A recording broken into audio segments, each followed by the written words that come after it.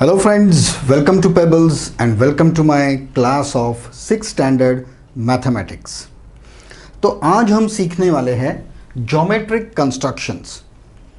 ये geometric constructions का जो चैप्टर है वो हमें एंड तक बहुत काम आने वाला है, क्योंकि हम अगले स्टैंडर्ड्स मतलब 7, 8, 9, 10, 12 तक इसका इस्तेमाल होने वाला है। और उसके बाद अगर आप इंजीनियरिंग या किसी टेक्निकल सब्जेक्ट के लिए जाते हो, करियर करते हो, तो भी आपको ये ज्योमेट्रिकल कंस्ट्रक्शन का यूज़ है। बहुत बार हम लोग ऐसे बोलते हैं कि जो हम पढ़ते हैं मैथमेटिक्स में उसका अपनी एक मल्टीप्लिकेशन, डिवीजन, एडिशन, सब्ट्रैक्शन छोड़ के हमारी नॉर्मल ज़िंदगी में उसका क्या यूज़ है, ऐसे बहुत लोग बोलते हैं। हम ये फोकट में ही सब सीखे, अब इसका कुछ यूज़ ही नहीं है, वगैरह वगैरह वगैरह। लेकिन क्या आपके पास आपके घर में गणेश जी होते हैं या नवरात्रि में देवी आती है, तब आप थर्माकोल या आजकल कागज़ का या कार्डबोर्ड का कुछ भी एक डेकोरेशन करते हैं आप, और वो करते समय आपको मेजरमेंट्स लेने पड़ते हैं, ठीक तरह से कटिंग करना पड़ता है, उसका एक डायग्राम बना के आपको एक मंदिर हो या पैलेस हो, कुछ भी आप डेकोरेटिव जो कार्डबोर्ड का है जब आप करते हो, तब आपको ज्योमेट्रिकल कंस्ट्रक्शन अगर नहीं आता हो तो आपको बहुत प्रॉब्लम होगा।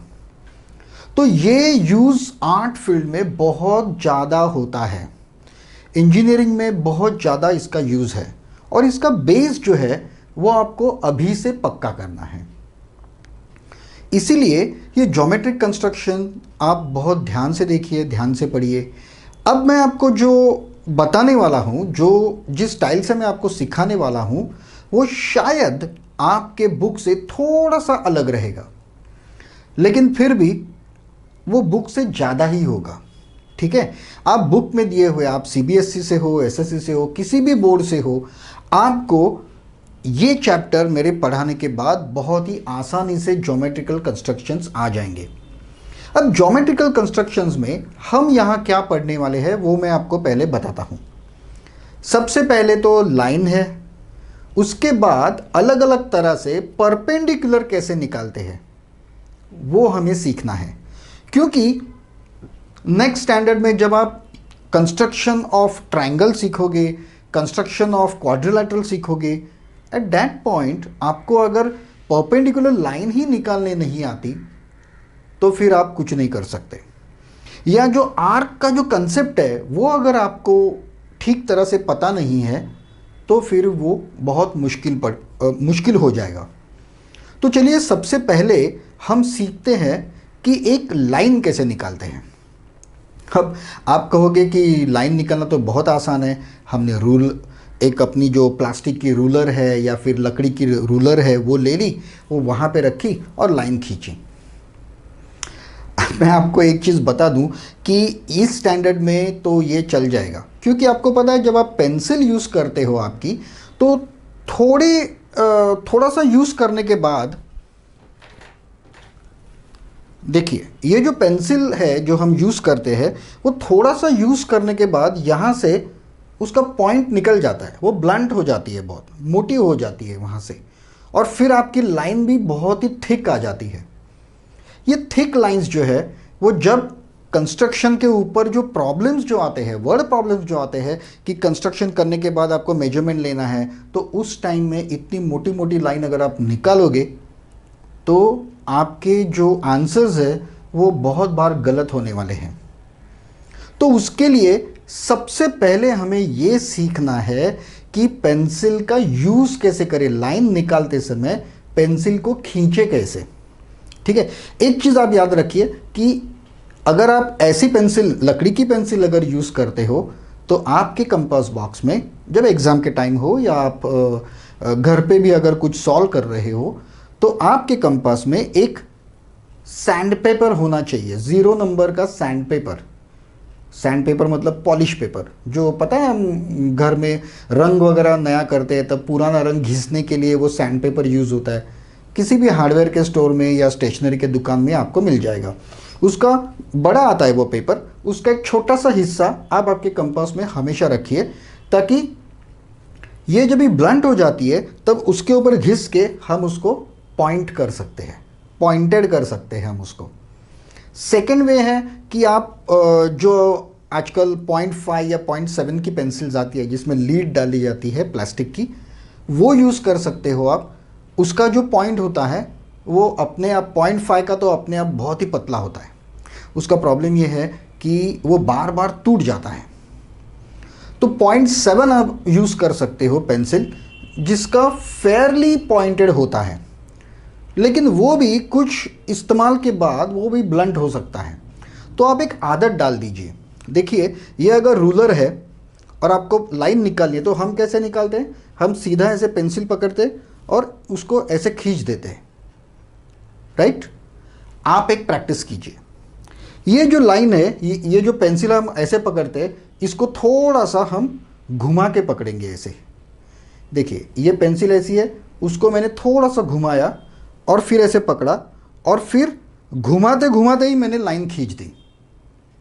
ठीक है, देखिए ये जो लाइन है, ये लाइन मैं स्ट्रेट खींच रहा हूं तो थोड़ी सी अनइवन है, लेकिन मैं इसको अगर घुमा के खींच रहा हूं, अभी स्केल नहीं है इसलिए वो आड़ी टेढ़ी आ गई, तो वो फाइन निकलेगी, लाइन आपकी बहुत फाइन निकलेगी। तो ये चीज़ आपको शुरू में याद रखनी है कि पेंसिल को हमेशा घुमाते समय, मतलब स्पीड से घुमाते समय लाइन खींचनी है।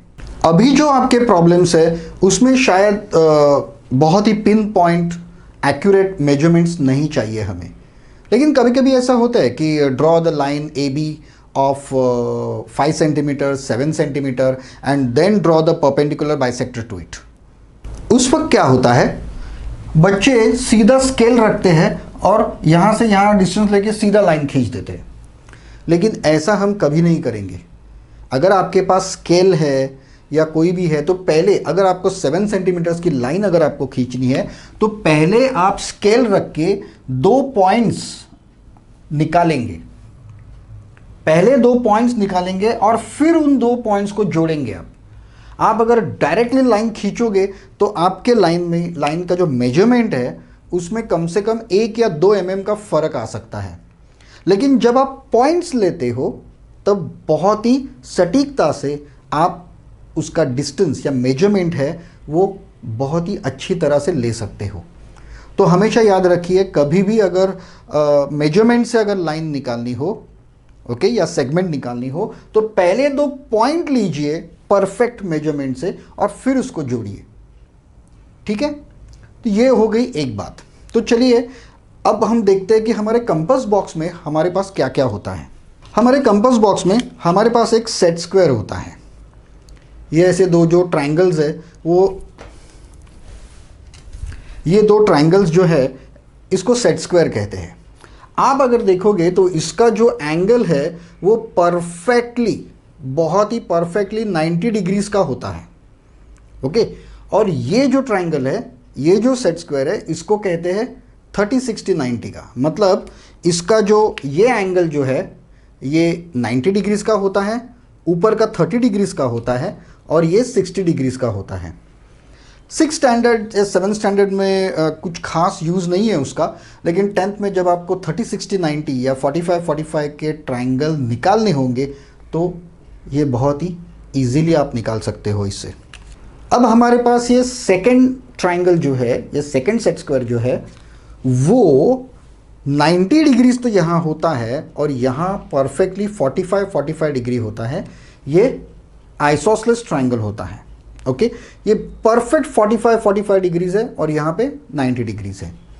तो चलिए, उससे पहले और एक होता है प्रोट्रैक्टर, जिसको हम कोण मापक कहते हैं या प्रोट्रैक्टर कहते हैं।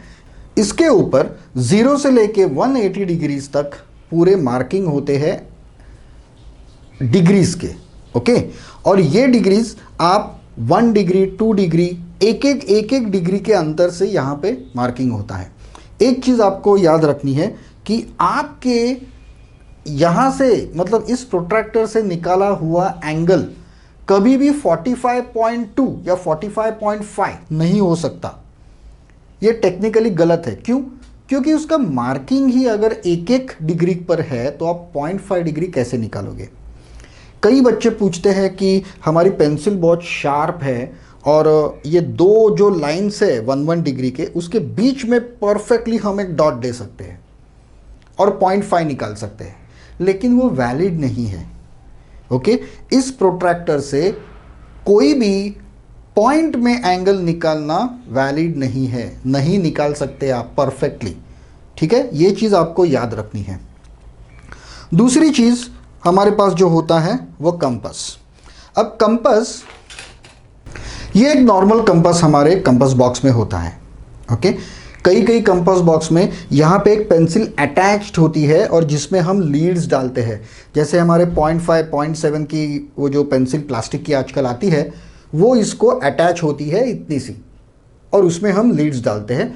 वो मेरे हिसाब से वो सबसे अच्छा कंपास है। क्यों? क्योंकि एक बार पेंसिल लगाने के बाद वो हिलती नहीं है। अब आप देखिए ना, ये अभी देखिए आप, ये अगर पेंसिल हिल रही है तो उसमें डिग्रीज का फर्क आ सकता है। मतलब आप सर्कल तो परफेक्टली शुरू करेंगे लेकिन दूसरे एंड तक वो जाएगा ही नहीं। उसका स्टार्टिंग पॉइंट और एंड पॉइंट कभी मैच ही नहीं होंगे। ठीक है, तो अब मैं आपको सबसे पहले दिखाता हूं कि आपको कंपास एडजस्ट कैसे करना है। बच्चे क्या करते हैं, सीधा यहाँ पे डाल देते हैं और इसको टाइट कर देते हैं, लेकिन ऐसा नहीं करना है। हमें सबसे पहले आपका बेंच हो, आपके कंपास हो, उसके ऊपर आपको इस पेंसिल को लूज ही रखना है और आपको देखना है ये जो पार्ट है, ये जो लंबा पार्ट है, वो परफेक्टली राइट एंगल सीधा खड़ा होना चाहिए। वो सीधा खड़ा होना चाहिए, वो ऐसा ऐसा ऐसा नहीं होना चाहिए। ऐसा अगर हो गया तो आपका सर्कल ठीक तरह से आएगा नहीं। तो पेंसिल वो हाइट तक आनी चाहिए जहाँ पे ये सीधा हो, ये सीधा होना चाहिए, और इसी लेवल पे आप उस पेंसिल को फिक्स कर देंगे। ठीक है, मैं अभी इसको फिक्स कर देता हूँ, उसी लेवल पे मैं उसको फिक्स कर देता हूँ। उसको बहुत ही टाइटली फिक्स करना है उसको, कि ताकि वो हिल ना पाए, यहाँ से हिलनी नहीं चाहिए वो पेंसिल। ठीक है, और बहुत सारे बच्चों को मैंने देखा है वो कंपास में जब सर्कल निकालते हैं तब वो ऐसे पकड़ते हैं या पेंसिल को पकड़ते हैं। अब ये जो पेंसिल है वो कभी भी इससे लंबी नहीं होनी चाहिए, ये लेवल से लंबी नहीं होनी चाहिए, वो छोटी होनी चाहिए। छोटी पेंसिल्स मार्केट में मिलती हैं, अगर नहीं मिलती है तो आपकी एक बड़ी पेंसिल ले लो, उसके 2 टुकड़े कर दो, तोड़ दो उसको और एक एक साइड में पॉइंट कर दो। लेकिन इसकी हाइट इससे कम ही होनी चाहिए कंपलसरी। ओके, ये कंपास के साथ एक पेंसिल तो आती है लेकिन वो बहुत जल्दी गुम हो जाती है, ख़राब हो जाती है, तो हम दूसरी पेंसिल लगाते हैं। ठीक है, अब इस कंपास को बच्चे कैसे भी पकड़ते हैं, यहाँ पकड़ते हैं, यहाँ पकड़ते हैं, पेंसिल को पकड़ते हैं, नहीं, इस कंपास को हमेशा यहाँ पकड़ना है, इसको पकड़ना है, इसको हमेशा ऐसे ही पकड़ना है, ऐसे पकड़ना है, और उसका जो प्रेशर है, जो दबाना है, वो इस पॉइंट को नीचे दबाना है, और फिर आपको एक सर्कल ऐसे घुमाकर सर्कल निकालना है, या आर्क्स देने हैं या सर्कल निकालना है, वो इस पॉइंट से आपको निकालना है। देखिए ये पूरी तरह से 360 डिग्रीज में घूम सकता है। ओके, इस पार्ट को पकड़ना है और वो पेपर के ऊपर दबाना जो है वो इस पॉइंट के ऊपर दबाना है ताकि आपका सर्कल परफेक्ट आ जाए। ओके, सर्कल निकालते समय बहुत बार या आर्क निकालते समय कई बच्चे बार बार उसको गोल गोल गोल गोल घुमाते रहते हैं डार्क करने के लिए। तो उससे क्या होता है कि वो सर्कल कहीं किसी पार्ट में मोटा हो जाता है, डार्क हो जाता है, दूसरे पार्ट में वो फेंट हो जाता है या पतला हो जाता है। मैच तो होता है लेकिन उसकी थिकनेस में फ़र्क आ जाता है। तो ऐसे नहीं, इसको दबाएंगे और इसको 1 शॉट में घुमा के हम सर्कल निकालेंगे। 360 डिग्री पेपर के ऊपर 1 शॉट हम घुमाएंगे उसको। अब शायद इस बोर्ड पर मैं इसको पॉइंट नहीं कर सकता, मैं कंपास से निकाल नहीं सकता, तो उसकी बदले में मैं मेरा अंगूठा यूज़ करूँगा और ये जो है वो आपकी पेंसिल है, इसको आपको कंसिडर करना पड़ेगा। ये मेरा पॉइंट है और ये मेरी पेंसिल है कंपास की, क्योंकि यहाँ पर कंपास चलेगा नहीं, क्योंकि लकड़ी का बोर्ड है, बहुत ही पॉलिश्ड बोर्ड है, तो वहाँ वो घुसेगा ही नहीं वो, ठीक है।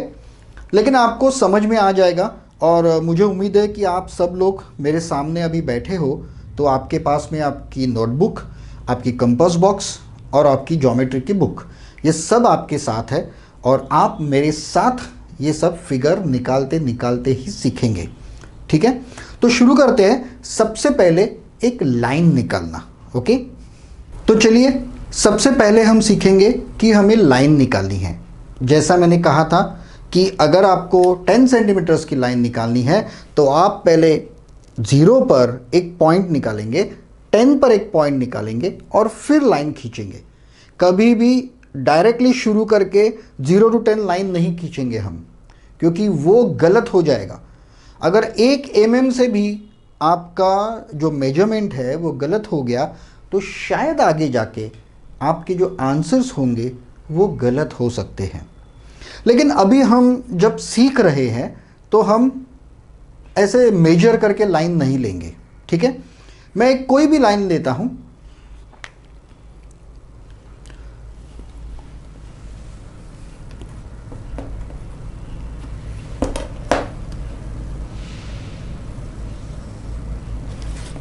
चलिए ये मैंने एक कोई भी लाइन ली है जिसको हम कहेंगे लाइन ए बी। अब जब हम इसको लाइन कहते हैं वो टेक्निकली गलत वर्ड है। क्यों? क्योंकि ये लाइन सेगमेंट है, ओके। इसको फिक्स मेजरमेंट है उसको। लेकिन एक्चुअली लाइन क्या होती है? लाइन दोनों तरह से एक्सटेंड होती है। लाइन ये एक्सटेंड होती है दोनों जगह से। ये हो गई आपकी लाइन, उसको फिक्स मेजरमेंट नहीं है, दोनों तरफ से एक्सटेंड होती है, तो इसको कहेंगे हम सेगमेंट ए बी। अब हमें सीखना है कि इस सेगमेंट ए बी को हमें परपेंडिकुलर निकालना है, ठीक है।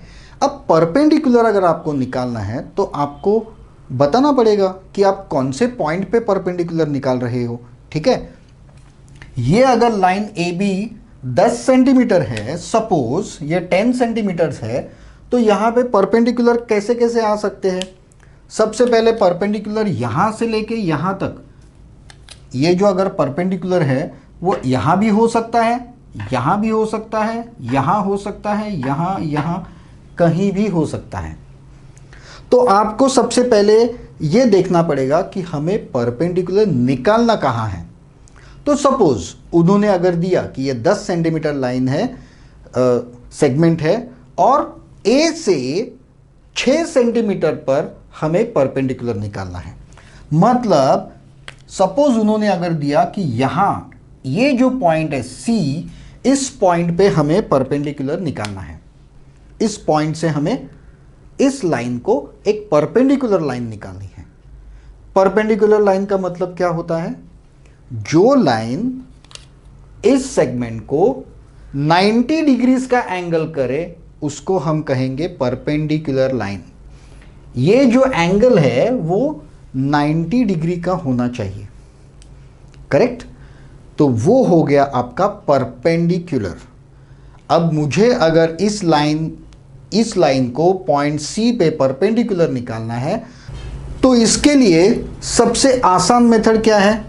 हम सेट स्क्वायर का यूज कर सकते हैं, क्योंकि हमें पता है कि ये परफेक्टली 90 डिग्रीज है।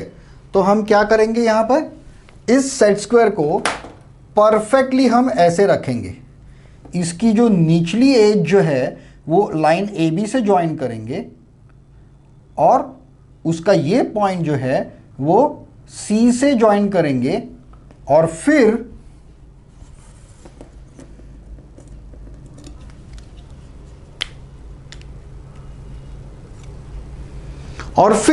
हम इसको परपेंडिकुलर लाइन खींच सकते हैं। ये देखिए, ये मैंने ऐसे रखा, इसको मैच किया और इस लाइन को मैंने इस पॉइंट से परपेंडिकुलर निकाला।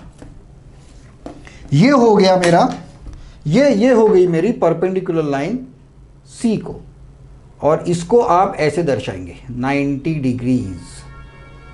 और फिर आप उसको एक ऐसे दर्शाएंगे और वहाँ पे लिखेंगे 90 डिग्रीज, क्योंकि उसका इस साइन का मतलब ही ये होता है कि ये 90 डिग्री है।